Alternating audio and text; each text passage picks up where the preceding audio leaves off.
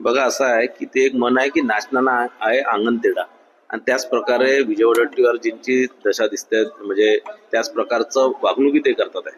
स्वतः त्यांचं ते आपल्या प्रदेशाध्यक्ष किंवा पक्षसृष्टीचं ऐकत नाही, आणि त्यांचं कोणी खाली त्यांचे नगरसेवक त्यांचं ऐकत नाही. आणि कुठेतरी जनतेने त्यांना आशीर्वाद देऊन काँग्रेस पक्षाला मेजॉरिटी देऊन सुद्धा, सगळ्यात मोठा पक्ष करून सुद्धा, हेच तिथे त्या महानगरपालिकेमध्ये, चंद्रपूर महानगरपालिकेमध्ये सरकार स्थापन करू शकत नाही, ही फार लाजिरवाणी गोष्ट आहे. आणि दुसरं, आणि म्हणूनच जनता या लोकांना मतदान करत नाही. आणि त्यांना माहित असते की यांना मतदान केलं, यांना बहुमत दिलं तरी हे सरकार स्थापन करू शकत नाही, किंवा हे व्यवस्थित कारभार चालू शकत नाही. यांच्या आपसी भांडणं इतके आहेत की ते कधीच संपणार नाही, कधी संपत नाही. तर म्हणून मला असं वाटतं की, आणि म्हणून जनता यांना मतदान करत नाही, आणि मग हे निवडणूक हारल्यानंतर हे ईव्हीएम वर किंवा बाकी सगळ्या गोष्टींवर दोष देतात. विजय वडेट्टीवारजी म्हणा किंवा काँग्रेसचे कोणतेही नेते म्हणा, यांच्या घरी माशी शिंकली तरी ते भाजपवरच त्याचा दोष देतात.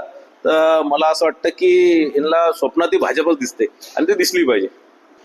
तिथे 100% भारतीय जनता पार्टीची सरकार येणार, भारतीय जनता पार्टीचाच महापौर होणार, हे मी आपल्याला सांगतो.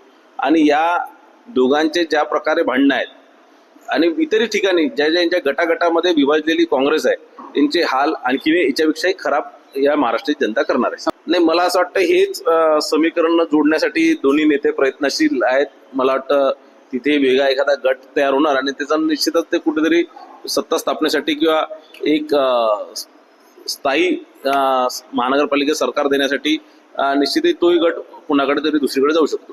शरद पवार साहेब फार प्रगल्भ नेते आहेत. त्यांना महाराष्ट्राचं अनेक वर्षापासून त्यांना पूर्ण अभ्यास आहे, आणि मला वाटत नाही की शरद पवार साहेबांसारखा नेता डुबत्या जहाजात बसणार. कारण महाविकास आघाडी आणि शिवसेना म्हणजे उभाटा हे डुबतं जहाज आहे. याच्यावर मला वाटत नाही की पवार साहेब बसतील. मला असं वाटतं पुढे मागे तेही आमच्यासोबतच महायुतीमध्ये येतील.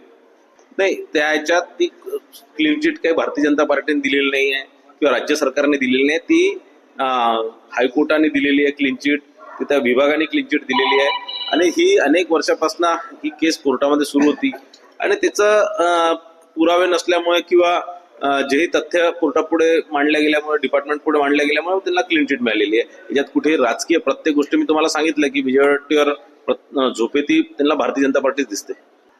मला असं वाटतं की अजितदादांनी बाकी लोकांचं हे मन परिवर्तन केलं असणार, पण आता या सगळ्या ज्या गोष्टी ऐकतल्या म्हणजे सगळ्या चर्चेतल्या याच्यात आता काही मला असं वाटत नाही त्यात काही असं खूप काही स्ट्रॉंग किंवा असं काही तथ्य त्यात आहे.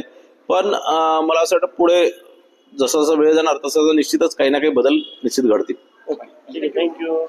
आपल्या परिसरातील बातम्या आमच्यापर्यंत पोहोचवण्यासाठी स्क्रीनवर दिलेल्या क्रमांकावर संपर्क साधू शकता.